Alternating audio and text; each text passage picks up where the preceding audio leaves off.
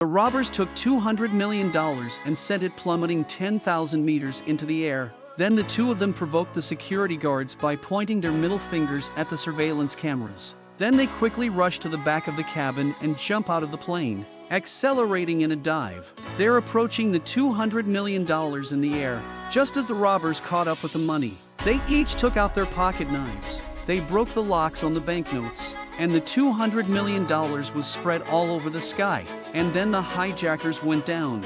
He flew directly to the 1,400-foot Swallow Cave in Mexico and opened his parachute at the mouth of the cave.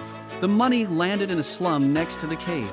And yet, no one at the FBI would believe it. The robbers went to such lengths to take $200 million just for the thrill of it. Then the robbers went for more excitement. The robbers rode a motorcycle into a financial building and went to the roof of the 101st floor. They stole $100 million worth of diamonds.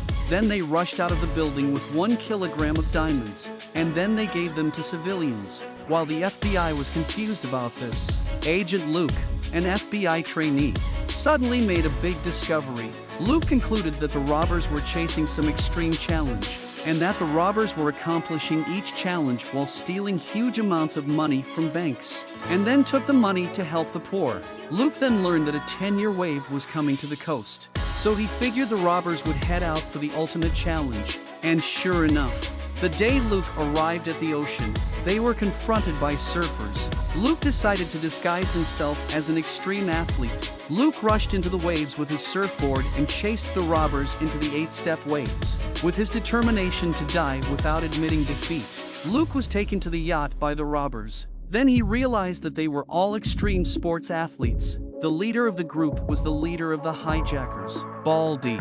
Baldy was so impressed with Luke that he invited Luke to join him. The rock is thrown from the top of the mountain and hits the ground in just 6 seconds. But Luke and his men were dressed like eagles. They fly over the mountain at speeds of up to 200 kilometers an hour. The 4 of them flew through the Grand Canyon and then managed to open their parachutes at the very last moment before they hit the ground. In their quest for more excitement, they went to the Alps, where the snow never melts. Luke was the first to put on his goggles and swoop down to the base of the cliffs. But halfway through the challenge, the 4 of them suddenly came to a sudden stop at the top of the cliff. His teammates saw that the ridge at the bottom of the cliff was too cold for them to continue skiing. He thought the challenge was lost and had to call for help. Luke thought they could complete the challenge, so he took the lead and went straight to the bottom of the cliff.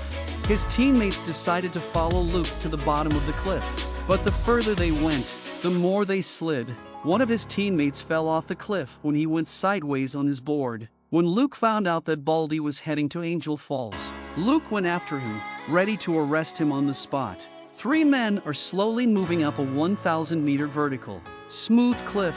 Without any protection, they can only rely on the strength of their fingers and toes. They can only rely on the strength of their fingers and toes to mobilize their muscles to reach the top of the 979-meter waterfall. If they step out of place, they will fall into the abyss and be killed instantly. One of the athletes didn't find the right point of gravity and his life was at stake. He hangs in the air with one hand and tries to climb upwards several times to save himself. Exhausting himself, the athlete falls into the abyss. After Luke reached the top of the mountain, he was about to open his mouth to persuade Bodhi to turn himself in. But Bodhi suddenly closed his eyes and fell over the cliff. They both fell into the water and Luke survived. But Bodhi was nowhere to be seen. Luke found out that Baldy was going to take on a Class 9 wave. Only the Sea of Cortez has a Class 9 wave. So Luke rushed to the helicopter. Luke rushed to the Sea of Cortez in a helicopter. And when he looked down from the plane, he saw Baldy alone in his fishing boat heading for a huge wave. Baldy was pushing the boat's engine to the max. And then he took his surfboard. Baldy's silhouette was completely submerged in the ocean. In extreme sports, it's best to go back to nature for the Baldy.